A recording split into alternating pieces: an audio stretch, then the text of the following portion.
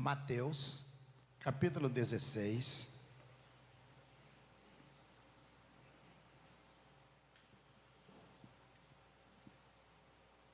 Mateus 16, a partir do versículo de número 13, não vou precisar de todo o texto, porque vou focar só numa declaração. Indo Jesus para a região de Cesareia de Filipe, perguntou a seus discípulos: quem os outros dizem que é o Filho do Homem? E eles responderam: uns dizem que é João Batista, outros dizem que é Elias, e outros dizem que é Jeremias ou um dos profetas. Ao que Jesus perguntou: e vocês, quem dizem que eu sou? Respondendo Simão Pedro, disse: o Senhor é o Cristo, o Filho do Deus vivo. Então Jesus lhe afirmou: bem-aventurado é você, Simão Barjona, porque não foi carne e sangue que revelaram isso a você, mas meu Pai que está nos céus. Também eu lhe digo que você é Pedro, e sobre esta pedra edificarei a minha igreja, e as portas do inferno não prevalecerão contra ela. Eu lhe darei as chaves do reino dos céus. O que você ligar na terra terá sido ligado nos céus, e o que você desligar na terra terá sido desligado nos céus. Então Jesus ordenou aos discípulos que não dissessem a alguém que ele era o Cristo. Vamos orar? Senhor, muito obrigado a Deus, porque fazemos parte dessa igreja fundada pelo Senhor. Somos, ó Deus, membros deste corpo, participantes deste corpo, a igreja que o corpo é o corpo do Senhor. Venha, Deus, agora premiar-nos, venha oxigenar-nos, ó Deus, com oxigênio do Espírito do Senhor, dando-nos, ó Deus, aquilo que é necessário neste corpo, para que vivamos e possamos produzir o melhor para o corpo, que é a igreja do Senhor. É a nossa oração, em nome de Jesus, o nosso Senhor. Amém. Amém. Jesus, ele está com os discípulos, e aqui numa falácia eu digo que ele falasse aquilo que está implícito, que você se lê e não prestar bem atenção, você não pode extrair. Então, numa falácia eu digo que ele está com os discípulos e eles estão preocupados ou observando passo a passo que Jesus está fazendo, o que vai acontecer a seguir, como será o dia de amanhã, como as coisas vão se dar. Você vê isso pelas perguntas: Senhor, quando o Senhor tiver, coloca um filho do meu de um lado do Senhor e o outro do outro lado do Senhor. Eles estão se relacionando, os discípulos, as famílias dos apóstolos estão se relacionando, e elas estão conjecturando como que vai ser o amanhã, como será o dia de amanhã. E Jesus vai conversando até que Jesus para e diz a eles assim: senta aqui, vamos conversar. E aí os discípulos estão ali ao redor de Jesus, e ele diz: o que estão falando aí a meu respeito? Quem estão dizendo que eu sou? O que eles estão comentando aí fora, lá fora, nas ruas, nos vilarejos? O que é que eles estão falando a meu respeito? Quem eles estão dizendo que eu sou? E aí diz: Senhor, tem uns dizendo que o Senhor é Elias, que voltou. Ou seja, esses criam na reencarnação.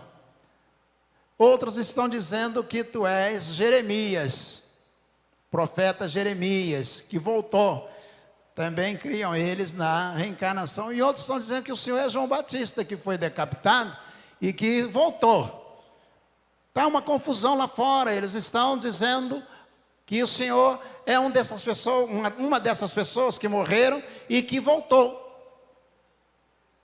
E Jesus olha para os discípulos, ao invés de dizer a eles: olha só, está tudo errado. Jesus, ele não tinha um senso crítico de valorizar o erro, como a nossa sociedade tem. Nós não podemos ver nada errado, que a gente esquece tudo que é certo, tudo que é correto. A gente não pode perceber um problema num relacionamento com uma pessoa que a gente esquece todo o bem que ela pode ter feito a nós e a gente vira as costas e não quer mais ter esse relacionamento. Sabe o que Jesus olha para ele, e ao invés de Jesus dizer, o pessoal lá fora é burro mesmo, hein? Esse pessoal precisa estudar teologia, esse pessoal precisa conhecer o judaísmo. Jesus olha para eles e não faz nada disso. Jesus diz, e vocês? O que você acha? Paulo Freire, educador brasileiro, um dos maiores educadores, ele diz assim, que a verdadeira educação começa com a pessoa no lugar onde ela está. Começa ali, o que ela já sabe? Começa com aquilo que ela já sabe. E Jesus, ele evidentemente viveu antes de Paulo Freire. Jesus, ele vai provavelmente usar esse método. Ele olha para o e diz assim, então vamos começar com aquilo que você sabe. Vocês que estão aqui, o que é que vocês já sabem? O que é que vocês entendem? O que é que vocês estão percebendo? E vós, quem dizeis que eu sou? E aí, o apóstolo se antecipa, olha para ele e diz, para nós tu és o Cristo. Tu és o esperado, o Messias do Velho Testamento, o Messias, o ungido de Deus. Para nós o Senhor é o ungido de Deus que está nesse mundo. E Jesus olha para ele e diz, também para mim você é Pedro. Bar-Jona, Bar aramaico, filho. Simão Bar-Jona, Simão filho de Jonas, para mim você é Pedro, e sobre esta pedra eu vou instituir a minha igreja. A igreja, por declaração, começa ali. Eu amo ser igreja. A igreja começa ali, naquele momento. Jesus olha para eles e diz assim, há uma larga discussão, é sobre Pedro, é sobre a declaração que ele fez. Boa parte concorda, parte significativa aqui, é sobre a declaração, tu és o Cristo, do Filho de Deus. Para nós o Senhor é o Cristo. Jesus, sobre esta afirmação, sobre esta pedra, eu vou instituir a minha igreja. E ali começa a igreja. E quando a gente pensa em começar alguma coisa, a gente considera acerca daquela coisa o que é mais importante. Vou repetir. Quando a gente pensa em começar ou começa alguma coisa, imediatamente, numa memória associativa, num raciocínio associativo, nós pensamos naquilo que é mais importante acerca daquela coisa. E ele olha para o apóstolo e diz, então eu vou instituir a minha igreja. E ele faz a primeira declaração sobre a igreja. Recém-nascida, recém-instituída. E ele diz, a minha igreja não é a igreja dos céus. E nós temos mania de achar que a cidade, quantas igrejas tem? Vi uma reportagem esses dias, de se tem mais igreja do que escola e hospitais. Hoje o Brasil tem. Tem não, só existe uma igreja, tem muita denominação, só existe uma igreja. Aqui está a parte da igreja do Senhor Jesus, que se reúne sob a denominação de Primeira Igreja Batista de Petrópolis. E nós fazemos parte do corpo de Cristo, junto com outros irmãos de outros lugares, de outras denominações, que se denominam, reúnem sob determinada denominação, sob determinado nome. E Jesus faz a primeira declaração. Para mim, ele quando falou aos discípulos, eu quero dizer a vocês que agora nós estamos instituindo a igreja, e eu quero dizer a vocês a coisa importante acerca da igreja. Que vocês não esqueçam que eu vou dizer a vocês, porque eu estou instituindo a igreja, e eu já quero dizer a vocês de pronto a respeito da igreja, porque isso é muito importante, vocês não podem esquecer. E os discípulos estão ali, ele diz, as portas do inferno não prevalecerão contra a igreja. Por que Jesus faz questão de imediatamente após declarar que instituiu a igreja, que a igreja está ali, que a igreja é dele, ele faz questão de dizer, e as portas do inferno não prevalecerão contra a igreja? Porque a igreja pode sair para evangelizar, mas se o inferno entrar, mina a igreja e a igreja perde a sua força, a sua capacidade. A igreja pode ter uma obra social extraordinária, mas se o inferno prevalecer contra a igreja, essa obra social está comprometida. A igreja pode fazer o que quiser em nome de Jesus, mas se essa igreja se corromper, se essa igreja perder a sua identidade, se o inferno tomar conta dessa igreja, Jesus está dizendo aos apóstolos: eu estou instituindo a igreja, mas se o inferno prevalecer contra a igreja, tudo estará perdido. Ele está de pronto dizendo a eles: o inferno não vai prevalecer. Há uma grande discussão, lembro-me do Ariovaldo, discutindo sobre isso, dizendo: a igreja ataca o inferno. Não é com as portas, ninguém se defende. Há uma larga discussão de outros pastores também, até aqui do Rio de Janeiro, bem perto da gente, preocupados de que tipo de ataque ou defesa que a igreja vai lidar nesse relacionamento ou nesse combate com o inferno. O que Jesus está dizendo que isso não importa. Ele está dizendo que a igreja não pode perder. Que a igreja não vai perder. 3 motivos pelos quais eu acredito que a igreja não perde este combate. Jesus reuniu os discípulos e não reuniu para fazer festa.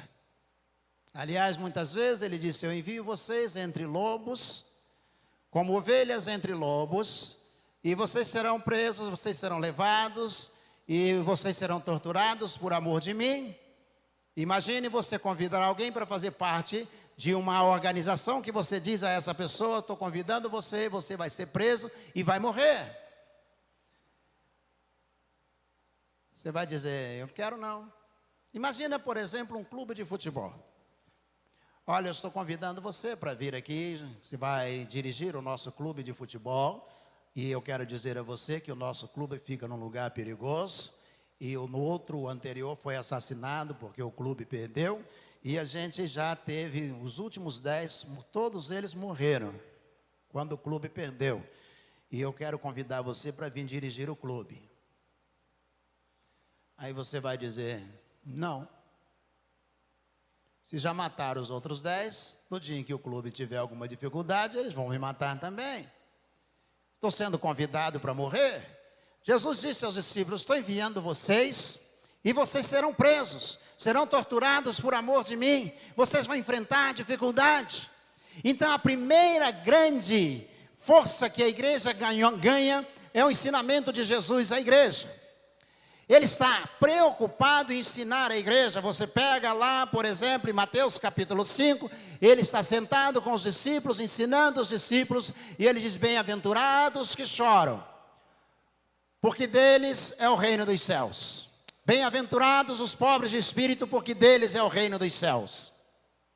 Os discípulos estão ali, e aí provavelmente algum deles mais escolado diria assim, ele está citando Isaías 66, versículo 2. Jesus estava com os discípulos, ele estava ensinando. A maior riqueza que a igreja tem hoje sobre a face da terra não é a área da música. A maior riqueza que a igreja tem sobre a face da terra não é a área social. A maior riqueza que a igreja tem sobre a face da terra não é o relacionamento entre as famílias. A verdadeira base, a riqueza da igreja no tempo em que nós estamos vivendo e em todos os tempos da existência da igreja é o conhecimento da palavra de Deus. Conhecereis a palavra e a palavra vos libertará. Ainda no Velho Testamento escondi a tua palavra no meu coração para eu não pecar contra ti. Examinai, pois, as Escrituras, pois vós cuidais de ter nela a vida eterna, porque são elas que de mim testificam. Jesus está dizendo aos apóstolos, dizendo: eu estou instituindo a igreja e o inferno não vai prevalecer contra essa igreja. E eu quero dizer, se ela estiver fundada na palavra de Deus. Jesus termina o seu batismo e ele é levado para o deserto para ser tentado, Mateus capítulo 4, de 1 a 11. E aí o diabo, vendo Jesus depois de ter jejuado, se aproxima dele e diz: transforma as pedras em pães. E aí Jesus olha para o diabo, é o texto bíblico, e diz: está escrito, nem só de pão o homem viverá, mas de toda palavra que procede da boca de Deus. O que Jesus está ali dizendo, o que Mateus está narrando, é que a fundamentação para a igreja, para o comportamento de Cristo, e o nosso comportamento, é a base para nós, é a Escritura Sagrada. Crente que não quer saber de Bíblia, crente que não quer conhecimento, profundidade no conhecimento da palavra de Deus, Jesus chamou essa pessoa de sepulcro caiado. Ou seja, está pintado de cal por fora, mas por dentro há uma podridão de ossos. Foi isso que Jesus disse. E nós estamos vivendo uma geração de sepulcros caiados. Quantas pessoas estão mais preocupadas com uma aparência religiosa do que descerem à profundidade, de conhecerem a palavra de Deus, de gastarem tempo debruçados sobre a palavra de Deus? As portas do inferno não vão prevalecer contra a igreja se ela tiver como fundamento a palavra de Deus. Em segundo lugar, as portas do inferno não prevalecerão contra uma igreja que ore, que esteja em oração. Jesus era e é Deus. Não precisava passar a madrugada orando se não fosse a natureza física. Não precisava se alimentar se não fosse a natureza física. Mas diz o texto que Jesus acordava bem cedo e ia para o monte orar. Que às vezes Jesus ia e passava a noite no monte orando. Que Jesus ia e ele estava no templo. Foi-lhe dada a palavra de Deus, Lucas 4 e Lucas 6. E abrindo ele no profeta Isaías, leu no lugar que estava escrito.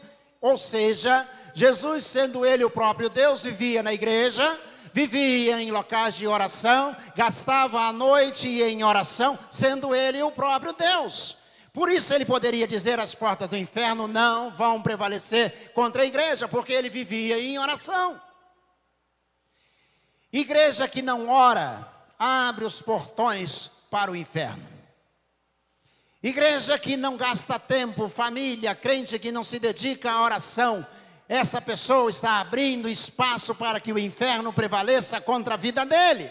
Não estou falando da comunidade toda da primeira igreja batista que se reúne neste lugar. Estou falando de você como igreja. Você faz parte dessa igreja. E no momento em que você não está preocupado em orar, em buscar a face do Senhor, o inferno tem espaço para prevalecer contra você, porque ele não prevalece quando você tem como fundamento para a sua vida a palavra de Deus.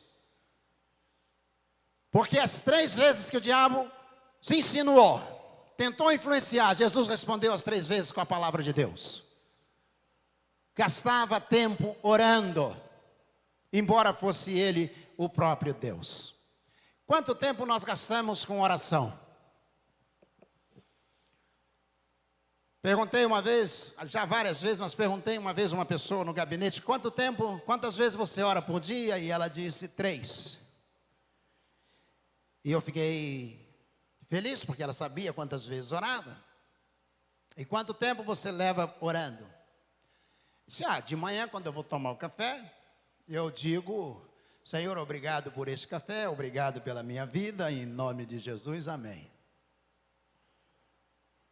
E a outra? Na hora do almoço. E o que é que você fala? Senhor, obrigado por esta refeição, porque o Senhor nunca deixou faltar sobre a nossa mesa, o Senhor sempre tem nos dado, em nome de Jesus, amém.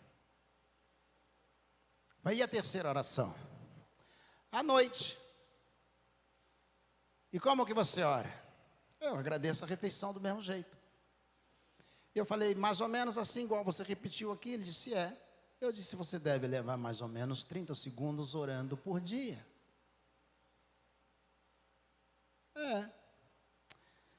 Você vê novela?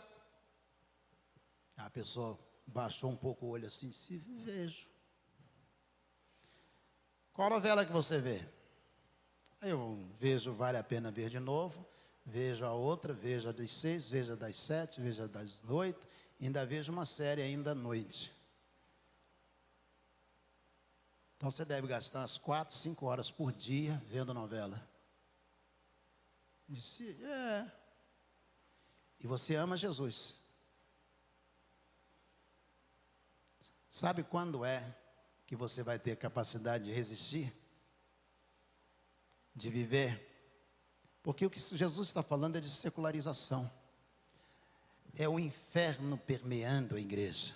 Não é uma guerra de arrancar a porta, pegar escudo, pegar espada e sair correndo em direção ao inferno, acertando o escudo, acertando tiro, nada disso. Jesus está falando de influência.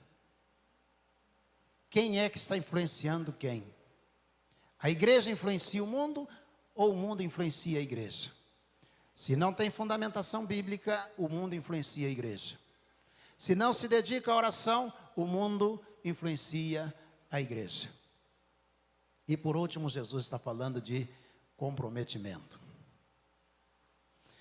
O inferno não vai influenciar no dia em que a igreja estiver comprometida com o Senhor. Nós, como igreja, cada um de nós comprometidos. Eu gosto muito de citar um escritor inglês, Richard Beck.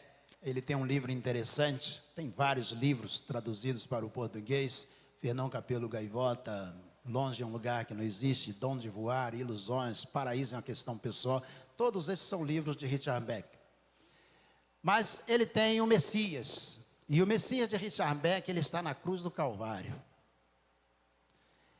E aí quando chega a hora de morrer, alguém olha para ele e diz assim, salvou os outros, salve a si mesmo. E o Messias de Richard Beck, olhando todo mundo zombando, ele para e diz assim, quer saber de uma coisa? Vou morrer nada. Ninguém reconhece, ninguém respeita, e eu vou morrer por essa gente. E o Messias de Richard Beck desce da cruz e não morre.